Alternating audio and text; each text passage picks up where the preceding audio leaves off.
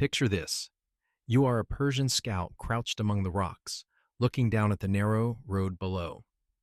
The year is 480 BC. Before you lies Thermopylae, the hot gates, the only passage through which the Persian army can move south into Greece. Your task is simple. Observe the enemy and report back to the great king. You have seen Greek armies before. You know what they look like before a battle. Men in armor, shields lined up, spears are planted in the ground, the clatter of metal, shouts, the familiar noise of men preparing for war. But what you see this time is completely different. Down there, the Spartans are not preparing for battle in any way you recognize. They are not wearing armor. They are not drilling. They are not sharpening weapons. Instead, they are sitting on the ground, naked. Grown men hardened by years of war, sitting quietly in the early morning sun. They are carefully combing their long hair. They are rubbing oil into their skin slowly, calmly. No one is talking. No one is joking. There is no laughter, no shouting, only silence. From above, the scene looks strange, almost out of place. In your eyes, they do not look like warriors about to face the largest army in the world. They look like men at rest, or worse, men who have already given up. You withdraw quickly and make straight for the Persian camp. Standing before the great king, you report everything you saw. You say the enemy is sitting like women in a bathhouse, combing their hair, oiling their bodies, seemingly without fear. You say they are not preparing to fight. You admit you do not understand what is happening, and then the command tent erupts in laughter. To the great king, the sight is ridiculous. Before him stands an army that has crossed Asia, cut through mountains, bridged the sea, and marched with hundreds of thousands at its back. And the men who dare block its path are combing their hair as if preparing for a banquet. Xerxes laughs loudly. He assumes the Spartans are either mad or resigned to their fate and waiting to be crushed. But one man standing beside him does not laugh. Next to the great king stands a Spartan in exile, a former king who was raised within that very society. He looks toward Thermopylae, and there is no humor in his eyes, only cold seriousness. He steps closer and speaks softly, so that only the great king can hear. My king. He says the Spartans comb their hair for only one reason. Xerxes turns to him. When the king asks, when they know they are about to die. The laughter in the tent dies instantly. The men the scouts saw were not relaxing. They were not mocking the Persians, and they were not insane. What was happening at Thermopylae was not leisure. It was a funeral rite. In Sparta, combing one's hair before battle is not about vanity. It is how they prepare for death. A final act of dignity. A silent declaration that the body may be destroyed, but honor will not be allowed to fall. Those men were not grooming themselves for the enemy to see. They were doing it for themselves, and for the people back home who would never see them return. They knew exactly what they were facing, not just an army, but an empire, a force that crushed everything in its path. No one at Thermopylae was naive enough to believe they could defeat the Persians, but they did not come here to win. They came for something else. They came to stand long enough, to block the road, to keep faith with their laws and with themselves. And before putting on heavy armor, before locking shields with the man beside them, they took time for one final act, accepting the ending. There were no stirring speeches, no promises of return, no tears, only hands running through hair that had known years of war, only oil soaking into skin that would soon be soaked with blood, and only the silence of men who had decided without needing to say it aloud. As the sun rose higher over Thermopylae, the ritual ended. The Spartans stood up. They put on their armor. They donned their helmets. They took up spear and shield. The line closed tight, disciplined as if the moment of nakedness had never existed. From a distance, no one would see men waiting to die. They would see only a wall. But inside that wall, everyone understood one thing with absolute clarity. They were not here to return. They had accepted the outcome. The Spartans at Thermopylae did not arrive there by accident. They were led there, and the man who led them was Leonidas. To understand why only 300 men stood at the hot gates while all of Greece trembled, you have to go back to Sparta, to that specific moment in the year. A moment when by law war was not allowed to happen. It was the season of the Carnea. The Carnea was not a minor festival. It was one of Sparta's most important religious observances held in honor of Apollo. During the Carnea, all military activity was strictly forbidden. No marching, no mobilization, no fighting. Any king or commander who violated it could be accused of sacrilege. Law was law, and Sparta lived by law. When news of the Persian invasion arrived, the Spartan council knew exactly what was coming. They also knew exactly what would happen if they waited until the festival ended. But the law was still the law. The decision was made. Sparta would not deploy its full army. The other Greek city-states were told to wait. Wait for the full moon. Wait for the gods' permission. But one man did not wait. Leonidas understood what many others chose not to think about. The Persian army did not march according to Sparta's religious calendar. Empires do not wait for full moons. And if Sparta waited, the northern road would be left wide open. Thermopylae would fall before Spartan armor could even be worn. Leonidas did not oppose the law. He did not call for rebellion. He did not try to force the council into breaking tradition. He simply found another way. By law, the king could not lead an army into battle during the Carnea, but the law also stated that the king always had the right to travel with his personal bodyguard. Leonidas seized that detail. He did not take the youngest, strongest warriors Sparta had to offer. He did not summon men at the peak of their physical power. Instead, he chose 300 older men, veterans, men who had already fought wars, men who had nothing left to prove, and he set one condition. Each man had to have at least one living son back in Sparta. No one asked why. In Sparta, when the king set a condition, it was not debated, but everyone understood what it meant. This was not a mission anyone expected to return from. This was not a routine defensive march. Leonidas was not building a unit meant to survive. He was ensuring that when these men did not return, Sparta would still have replacements. The warrior bloodline would not end with them. Once the decision was made, Leonidas prepared to leave. There was no grand ceremony, no public speech. He departed Sparta as if fulfilling an ordinary duty. Before he left, he met his wife, Gorgo. Their farewell was nothing like the stories later generations would romanticize. There were no tears, no vows to return. Gorgo did not ask if he would be safe. She did not beg him to stay. She asked only one question: "What are your final orders?" Leonidas did not say, "I love you." He did not say, "Wait for me." He said only what a Spartan says when he knows he will not return. "Marry a good man," he said, "and bear strong children." That was the end of the conversation. Leonidas left Sparta carrying no illusions. He promised no one victory. He promised no one his return. He took only 300 men, each of them fully aware of where they were going. They marched north toward Thermopylae. There, they did not stand alone. They joined a Greek coalition of roughly 7,000 men. Soldiers from Tegea, Mantinea, Corinth, Phocis, Thespiae. A fragile alliance held together by shared fear. Compared to the numbers Persia brought with it, 7,000 men meant nothing. But Leonidas did not look at numbers. He looked at the terrain.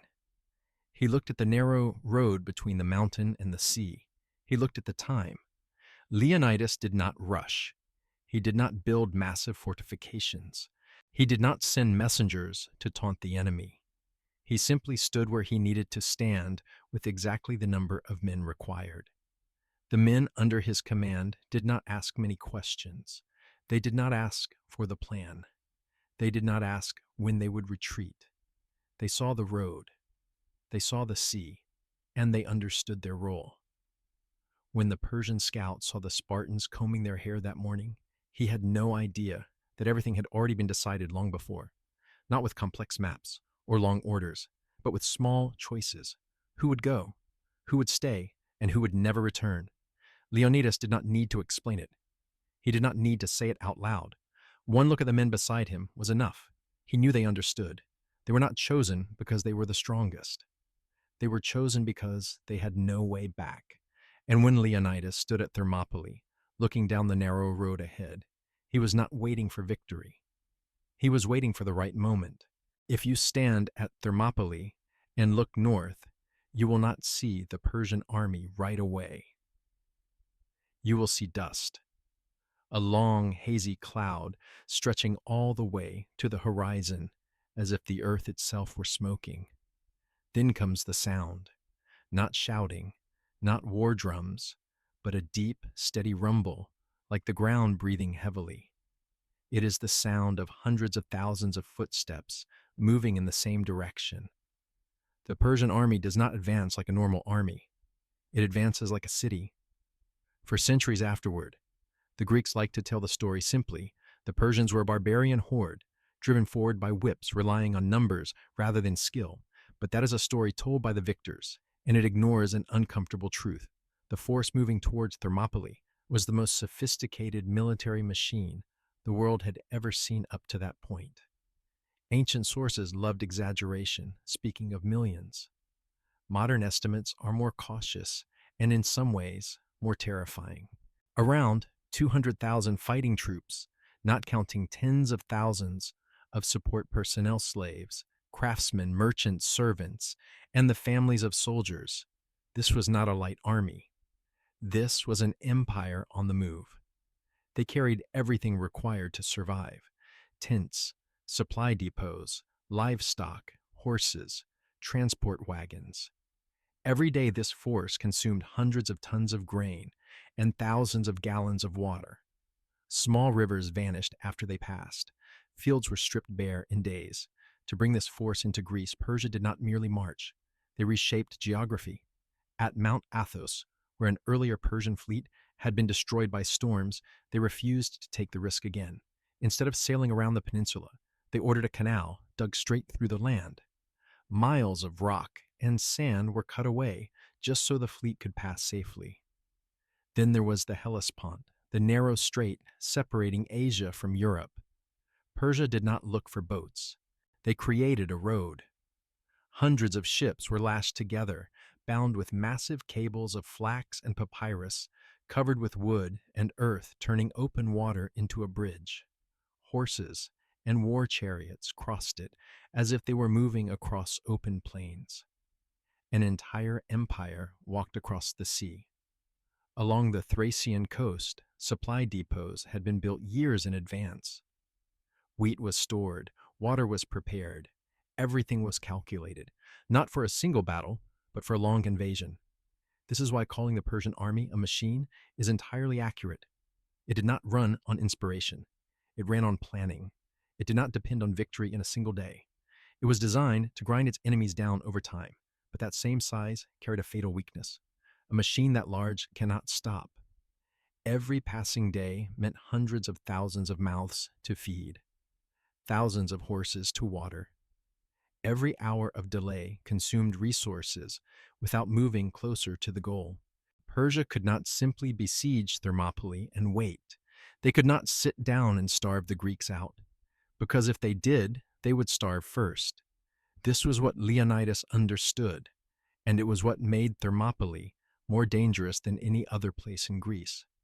That narrow road did not just block the Persians militarily, it blocked them in time. When the Persian army halted before Thermopylae, the logistics clock began to tick. No sound, no visible gears, but with each day the road remained closed, the pressure increased. The Persian commanders knew it. Xerxes knew it. He could see the small Greek force standing in front of him. He could count their numbers. He could see how absurd the imbalance was, but he also knew he could not wait. An army of 200,000 men is like a massive beast. It is powerful, but it is hungry. And when it is hungry, it becomes dangerous, not only to its enemies, but to the one trying to control it. So Xerxes waited a few days. He waited hoping that when the Greeks saw the scale of the empire before them, they would run. That fear would do the work of the sword, but they did not run. At Thermopylae, the men stood still. They sent no envoys to negotiate. They asked for no delay. They simply stood there silent, like a wooden peg jammed into the spokes of a massive wheel, and the wheel could not turn. This is the moment the story is often misunderstood. Many assume the Persians failed because they lacked skill, or because they were unfamiliar with fighting in confined spaces. The truth is simpler and more brutal. Persia was forced to attack. They had no other choice. The larger the army, the greater the pressure. Every hour of delay added weight. Thermopylae was not just a battle. It was a knot tightening around the neck of an empire, slowly strangling itself. Leonidas did not need to win. He only needed to stand there. For Xerxes, standing still meant failure. And so when the final order to attack was given, it was not merely the command of an angry king. It was the reflex of a massive machine forced to move forward or collapse from within. And so on a narrow road between mountain and sea, two forces collided. On one side stood men who had accepted the outcome. On the other hand stood an empire that was not allowed to stop. From that moment on, Thermopylae was no longer just a place on a map. It became the point where time itself began to turn against the stronger side. When those two forces finally faced each other, what decided the outcome was no longer numbers or courage. It was the place. Thermopylae was not a field. It was not a wide valley. It did not even resemble a battlefield in the usual sense. It was a narrow cleft, a scar cut into the body of the land where mountain and sea pressed together like the jaws of some enormous beast. The Greeks called it the Hot Gates, not because the name sounded ominous, but because it was literally hot. From the foot of the mountains, sulfur springs bubbled up, releasing white steam into the air. The smell of rotten eggs hung thick and unpleasant. Warm vapor clung close to the ground, making armor stick to the skin, making every breath feel heavier. Stand there long enough, and your throat dried out, your lungs burned, your sweat had nowhere to evaporate. Thermopylae welcomed no one. In 480 BC, the coastline was closer to its current position than it is today. The sea had not yet been pushed back by centuries of sediment. Dark blue water pressed up against the base of the cliffs. The only road through was a narrow strip of land squeezed between sheer rock on one side and pounding waves on the other. There was no way around, no space to deploy, only forward one man at a time. At its narrowest point, where the Greeks had rebuilt an old wall generations earlier, the passage was only about 50 feet wide, 50 feet of packed earth, loose stone, and sand. No more. Those 50 feet were what Leonidas saw from the beginning. Not maps, not numbers, but the distance between the cliffs, a distance narrow enough to be sealed from one side to the other, narrow enough to render every other advantage meaningless. Here, Persian cavalry could not maneuver, chariots could not deploy, archers could not unleash wide volleys. The massive formation was compressed, crushed into a long, narrow column, forcing all its pressure onto the men at the front. Thermopylae did not require anyone to be killed. It only needed to force the enemy to move in one way. The Greeks felt this with their bodies.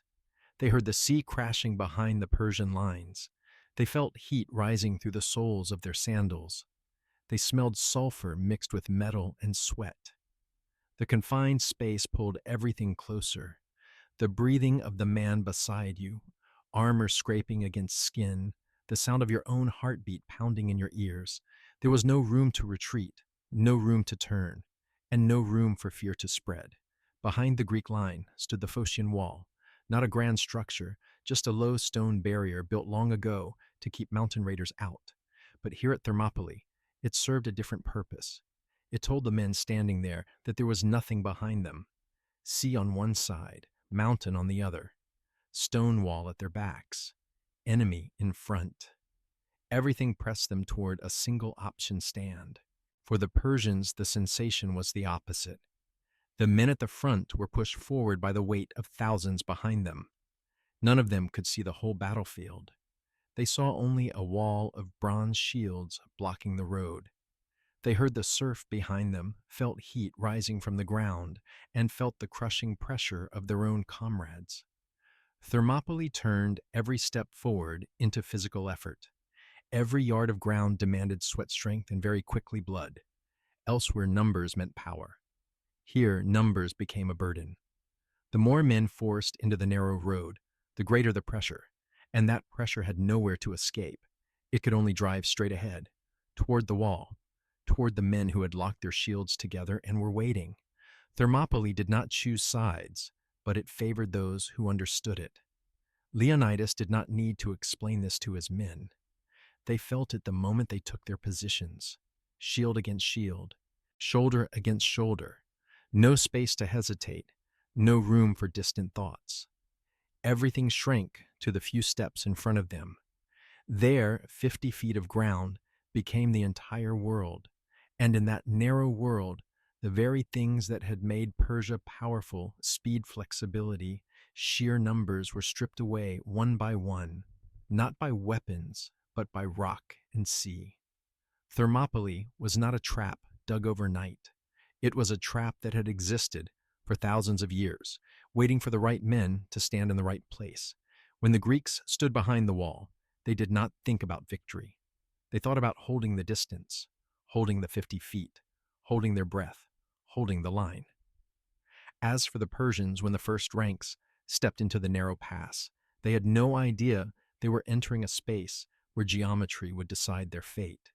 Not brilliant tactics, not miracles, just rock on one side, sea on the other hand, and a road too narrow for an empire to pass through without being wounded. Thermopylae was ready, and when the order to attack was given, it began to do its work quietly, without emotion, without mercy. All it had to do was press everything closer together, close enough that there was no way around. The attack did not begin with shouting. It began with movement. From the Persian side, the front ranks were compressed, forced forward by the weight behind them. Not every man wanted to step into that narrow road, but in an army, this large individual will no longer matter. The mass behind kept pushing. Footsteps grew hurried. Distances closed. And then there was no choice left except to move forward. On the Greek side, there was no answering cry. The Spartans stood still. They were already in position. Shield touching shield, shoulder touching shoulder. Each man covered his own left side and the right side of the man next to him. A small misalignment would have been enough to open a gap, but no gaps appeared. In their hands was the hoplon, the large curved shield made of wood, faced with bronze, heavy and unforgiving. It was not designed for flexibility. It was designed to endure, to hold against impact. Extending forward was the dory, the long spear longer than any weapon the Persians carried. At one end, a sharp iron point. At the other, a secondary spike used when the shaft broke or when finishing a fallen enemy. No one raised his weapon high. No one shouted. There was only silence. That silence unsettled the first Persians. They were accustomed to drums, to war cries, to the surge of emotion before impact. But in front of them stood a wall that did not react. No anger, no fear, no animation in any way they recognized. Then the two masses collided. The first sound was not metal striking metal. It was wood splintering shields, slamming into bodies, and air being crushed out of lungs. The men in the Persian front ranks stopped abruptly while the pressure from behind continued to drive forward. Bodies were compressed, bone pressed against bone. Space vanished. That was when the phalanx began to function. The Spartans did not fight as individuals. No one stepped out of the line in search of glory. No one charged recklessly ahead. They fought as a single unit. Each spear thrust was not a personal action, but part of a shared rhythm. Thrust, withdraw, thrust again. The rhythm repeated, steady and cold, not fast, not slow, just fast enough to prevent any opening. The Persians began to grasp a horrifying truth. They were dying before they could strike back. Their spears were shorter. Their shields were lighter, made of woven wicker, adequate against arrows, useless against the direct thrust of a dory. They had to move closer to cut, but every step forward brought them deeper into the killing range of the spear points ahead. They died while still trying to advance. The first bodies to fall were not dragged away. There was no space to pull them back. Their corpses were pressed against the men behind them. Then those men fell on top of them. Very quickly, the ground disappeared beneath layers of flesh, armor, and blood. And the phalanx adapted. The Spartans in the front ranks did not step back as bodies piled up. They stepped forward, shields pushed ahead, not only to strike, but to clear space. Corpses were shoved down, forced aside, turned into temporary footing, so the formation could maintain its height and stability. This was othismos, the great shove. Not a charge, not a heroic moment, but continuous relentless pressure from the rear ranks is driving into the front. The entire formation functioned like a massive compression engine. A man in the front might not be stabbing, but he was pushing. A man in the rear might not even see the enemy, but he was still pushing. No one in the phalanx fought alone, and that was what made it terrifying. Elsewhere war allowed individual moments, a brave warrior, a breakthrough, a reckless act. At Thermopylae, there was no room for that. Each man was only a component. If one man panicked and stepped back, a gap would open. If a gap opened, the formation would collapse. And Sparta was built to ensure that never happened.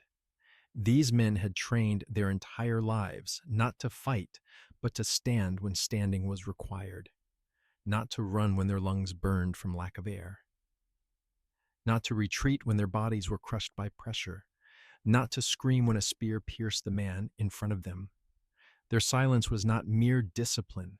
It was the result of a system that had erased individual reflex. For the Persians, it was a nightmare. They saw no faces, only shields. They heard no breathing, only impact. They could not tell who killed whom. They only knew that each attempt to move forward ended with more men falling. The dead were not removed from the line. They accumulated. They became slick. Blood mixed with seawater and sweat, turning the ground into mud. Men still alive slipped and lost balance and were pushed into waiting spear points. The phalanx did not care about the chaos. It kept operating. When a spear broke, the rear spike was used. When a shield cracked, the man behind stepped forward. The wounded were pulled back if possible. If not, the line closed around them. No pause, no break in rhythm. Leonidas did not need to issue orders in these moments. The phalanx required no detailed commands. It ran on habit, on reflex, sharpened over decades. At Thermopylae, the Spartans were not heroes fighting a battle. They were gears in a machine designed for exactly this kind of terrain. The machine was not fast. It was not elegant. It was not flexible. But it did not tire the way humans tire. As long as men stood in the formation, it functioned. The Persians began to understand, but too late. In this confined space, they could not use their familiar tactics. They could not flank. They could not disperse. They could not overwhelm with numbers. They could only continue feeding men into the narrow pass where the phalanx waited. Thermopylae was not a place for flexibility. It was a place where systems defeated individuals. And as the sun climbed higher, as bodies stacked in layers, as heat and the stench of blood mixed with sulfur in the air, the phalanx still stood, still pushed, still stabbed, still silent. The real battle had begun, and it was unlike anything the Persians had ever faced before. By the end of the first day, everything began to feel wrong to the Persians. They had pushed men into the narrow pass, wave after wave. They had thrown the weight of an empire against a small wall, and that wall was still standing. Bodies lay piled at the hot gates. Not dozens, not hundreds, thousands. Men forced forward from behind, dying without ever understanding why they could not reach the enemy. Others died crushed ribs, snapping under the weight of their own comrades. From his throne on the hill, Xerxes saw it all. At first there was no rage. There was confusion, then irritation.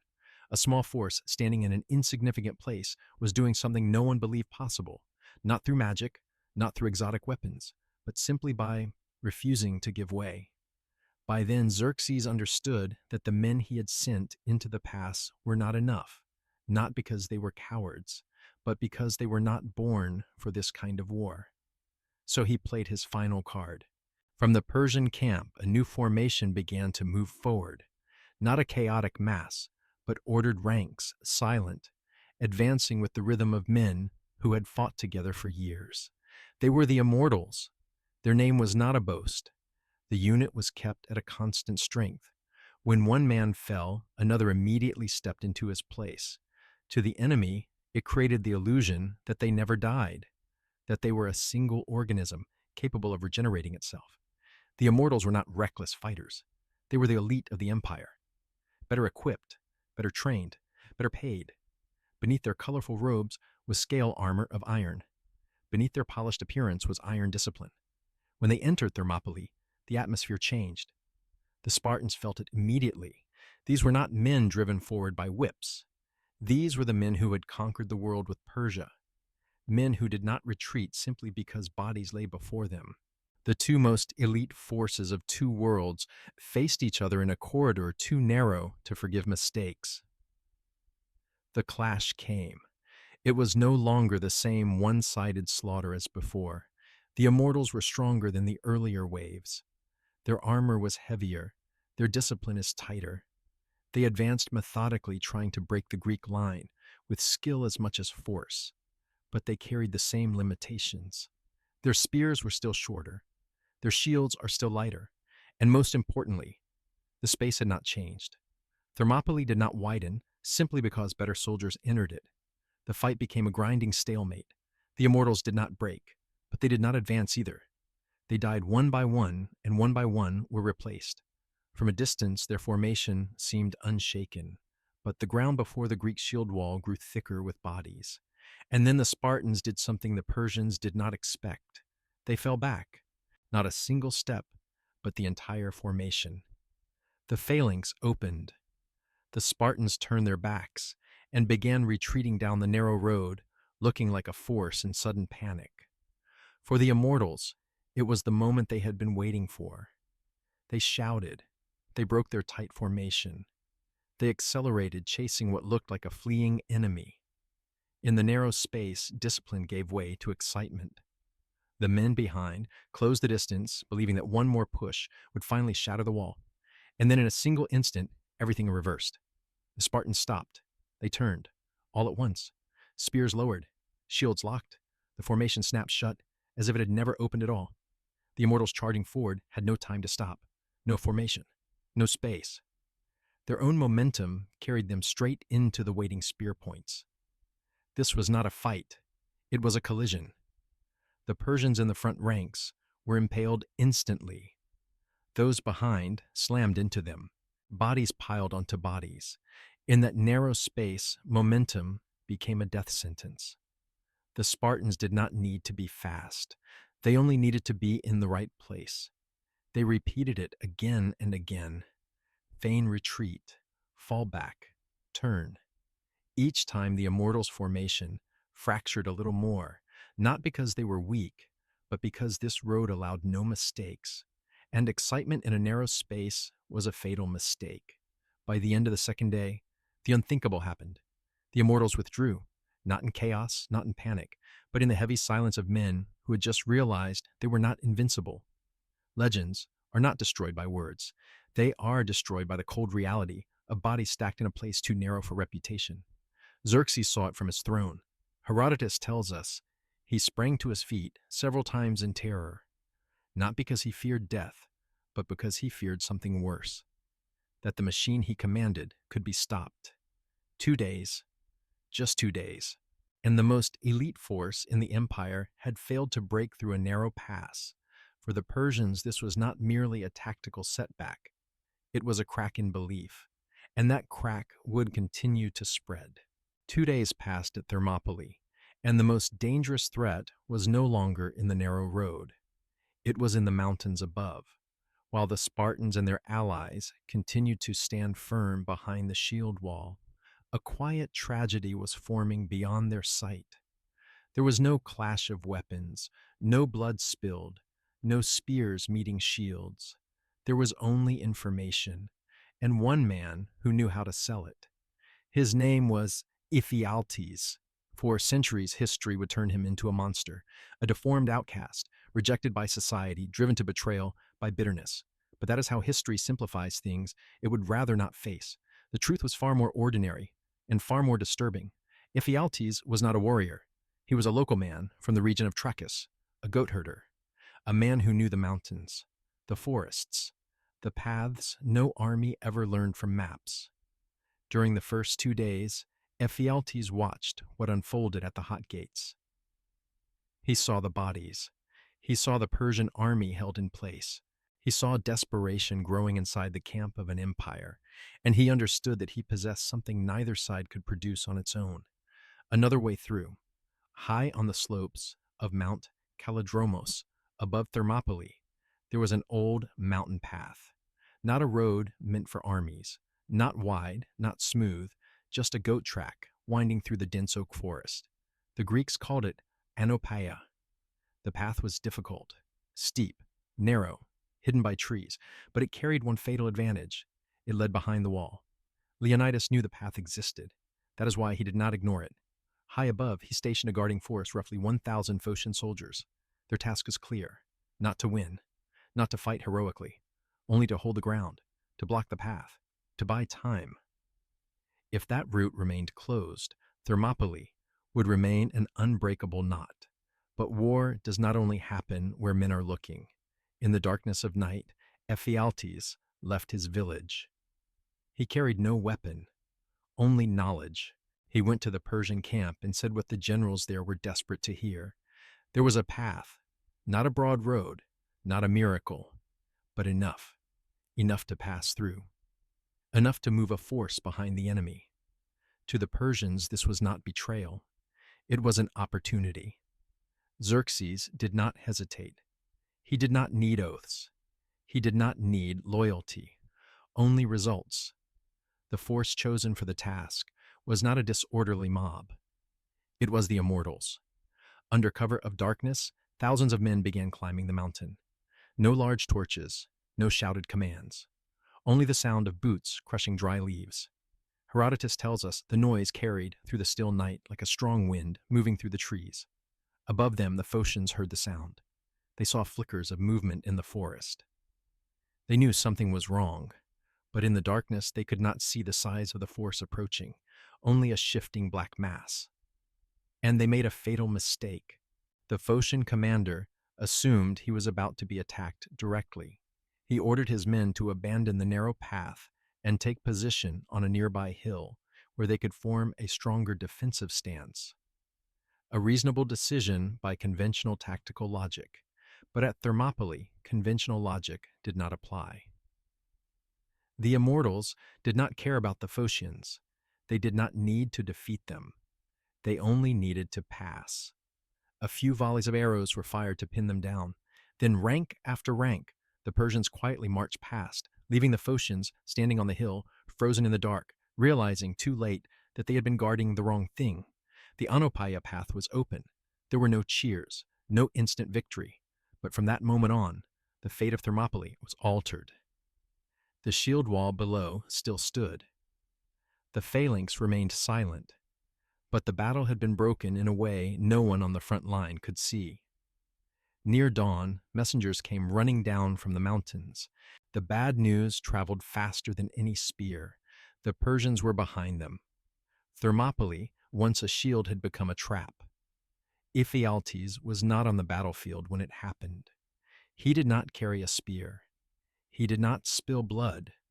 But the impact of his act was greater than any blow struck in the previous 2 days. He did not kill a man. He changed the direction of an entire war. History likes to find someone to curse.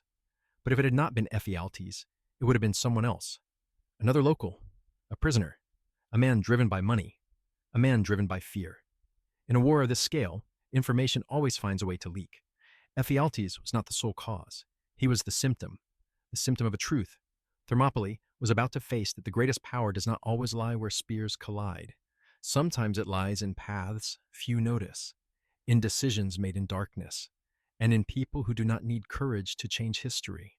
As the sun began to rise behind Mount Kallidromos, the Spartans below the pass still held their positions. They did not yet know the battle had entered a phase where the information had moved ahead of blood, and no phalanx could stop that. Dawn on the third day arrived colder than the days before, not because of wind or mist, but because of the news. When the messengers came running down from the mountain slopes, no one needed to ask what they carried with them. Their faces were enough, exhausted, dust-covered, and marked by a fear that did not need words. The Persians were behind them. Thermopylae, once a wall, had become a clamp. The narrow road in front. The mountains are at their backs, and an army slowly closing the jaws. There was no room for miscalculation now, no hope of holding the position for another day. Leonidas called a council of war, not to find a way to win, not to debate complex tactics, only to make a final decision, and he made it faster than anyone expected.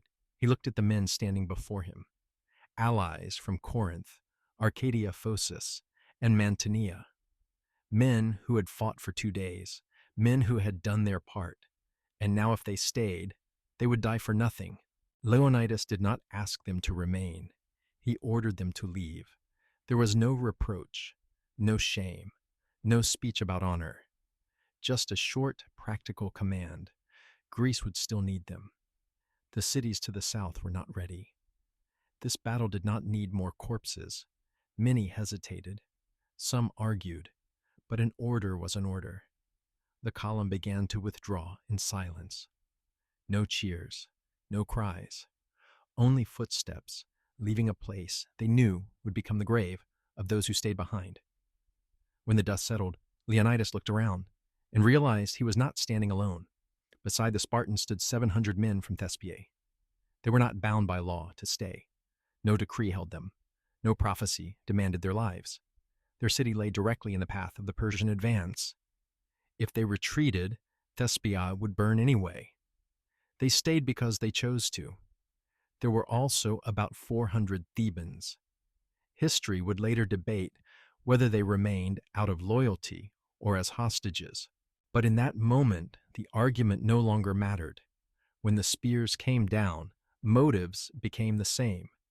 And then there were others whose names history did not record. Helots, servants, carriers, men on the edges of the formation who would die there without their names ever carved into stone. About 1,500 men. That was all. Leonidas did not try to raise their spirits with promises. He did not speak of victory. He did not speak of the future. According to tradition, he said only one thing: eat a good breakfast, men. Tonight we dine in Hades. It was not a challenge, not a joke, only acceptance. They tightened their armor straps, shared the last drops of water, adjusted shields and spears. No one rushed. No hands shook. Everything was slow, precise, as if this were a familiar drill. But today there was one difference. There was no longer a reason to hold a position. Leonidas ordered them forward. The Greeks stepped out from the relative safety of the Phocian wall and into the wider stretch of the road. A suicidal choice. There, Persian numbers could finally come into play. That was exactly what Leonidas wanted. There was no longer a goal of holding the pass. There was only one objective left: kill as many as possible. They charged, not as a perfect phalanx, but as a mass of men who had accepted death and hurled themselves into the enemy. The collision dissolved into chaos. Spears stabbed from every angle. Shields slammed into bodies. Persians were driven back, slipping into mud and piles of dead. Greek spears began to break. Wooden shafts snapped under pressure. Iron tips are bent. When the spears could no longer be used, they drew the xiphus, short, heavy swords, made for killing at close range. They hacked until the blades dulled, until the metal chipped, until arms burned with exhaustion. And when swords were gone, they continued with whatever remained. Hands, elbows, teeth. Herodotus writes that the Spartans and Thespians fought with their bare hands once their weapons were broken, not like heroes of legend, but like men cornered with no way out. In that chaos, Leonidas fell. There was no dramatic moment, no final words, perhaps an arrow, perhaps a spear. The king of Sparta died as thousands did that day. Quickly, suddenly, and in the crowd. But his death changed everything. To the Greeks, the body of a king was not just a corpse, it was a symbol. To lose it was a disgrace greater than defeat. When Leonidas fell, a wordless roar surged through the Spartan ranks. They turned back, not to retreat, but to reclaim their king. 4 times the Persians tried to drag Leonidas's body away. 4 times they were driven back. Spartans and Thespians hurled themselves forward, cutting, pushing, killing, just to win back inches of ground around the fallen body. Not to save him, but do not abandon him. In the end, they succeeded. They dragged Leonidas's body back toward the shrinking line. It was the final act of loyalty, and the sign that the battle was nearing its end. The Persians had surrounded them. Xerxes did not want to lose more men. He did not want to throw more bodies at enemies who had nothing left to lose. He ordered the infantry to pull back. Then came the archers. Thousands of bows were raised, strings drawn tight. The sky darkened with arrows, not one volley, but many, one after another, without pause. The Greeks gathered on a small rise, later known as Kolonos Hill. They no longer had full shields, no intact formation, only bodies pressed close together. The arrows fell like rain. There were no final screams, no heroic tableau, only the dry sound of iron passing through flesh. When the volleys ended, no one was left standing. Thermopylae fell silent. When the dust settled, the Persians moved forward. They saw a mound of bodies so dense it was hard to tell the living from the dead. They saw figures pinned with arrows. They saw the result of 3 days in which an empire had been held back by men who refused to run. There was no complete victory in that sight, only the cost. The 3rd day ended not with cheers, but with heavy exhaustion. Thermopylae had fallen, the road was open, but what died there was not only 1,500 men, it was the illusion that power always wins easily, and the deaths at Thermopylae were not an accident. They were chosen. When the final arrow fell and Thermopylae returned to silence, the battlefield no longer looked like a place where a fight had just ended. It looked like an unburied graveyard. Xerxes walked the narrow road on foot, not on horseback, not surrounded by a loud retinue, just one man moving among the dead. He saw bodies pinned with arrows, broken shields, shattered spears, and at the center of it all, the price the empire had paid for a stretch of road less than 50 feet wide. From a tactical standpoint, Xerxes had won. The road into southern Greece was open. Athens would burn. The empire would continue forward. On a map, there was no sign that Persia had faced serious difficulty, but Xerxes knew. He knew this victory was unlike the others. He had lost tens of thousands of men in 3 days to break a position that should have been crushed in hours. Among the dead were 2 of his own brothers, along with nobles and high-ranking officers. That could not be allowed to show.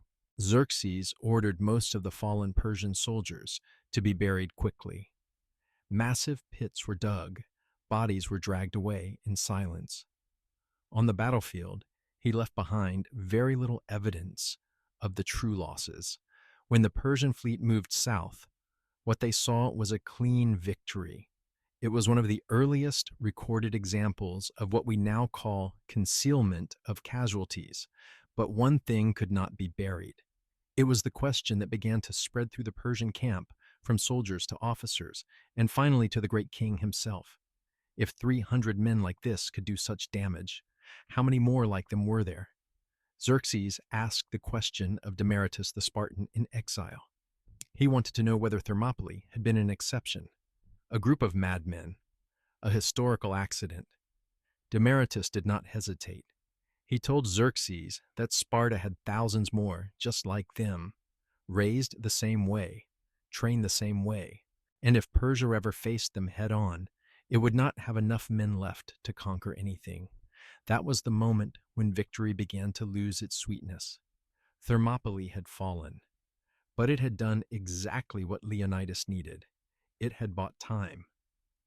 enough for Athens to evacuate its people, enough for the Greek fleet to regroup, enough for the war not to end on that narrow road. Weeks later at Salamis, the Persian navy was broken. A year later at Plataea, the Persian army was stopped completely. This time the Spartans did not send 300 men. They sent thousands. The Persian Empire withdrew. Thermopylae, in the end, was a military defeat. There is no other way to describe it, but some defeats refuse to die with the men who lose them. On the very ground where the last defenders fell, the Greeks raised a stone pillar, not large, not impressive, just a block of stone with a few lines carved into it. Those lines were written by the poet Simonides. Stranger go tell the Spartans that here, obedient to their laws, we lie. There is no praise, no grand declaration, no accounting of glory. Only a simple truth is left for anyone who passes by. At Thermopylae today, a statue of Leonidas stands facing north. Beneath his bronze feet, 2 words are carved into the stone. Moton labe, come and take them. Leonidas did not say it because he believed he would win. He said it because he understood that some things cannot be taken by force. Honor, choice, the right to say no even when the price is death. Thermopylae does not teach that war is glorious. It does not teach that death is beautiful. It asks only an uncomfortable question, one that still matters today. What happens when people know they will lose and stand anyway? There is no easy answer, only images, a narrow road between mountain and sea, broken shields, rusting arrowheads found thousands of years later, and a silence that lasts longer than any speech. Thermopylae needs no conclusion. History has already spoken.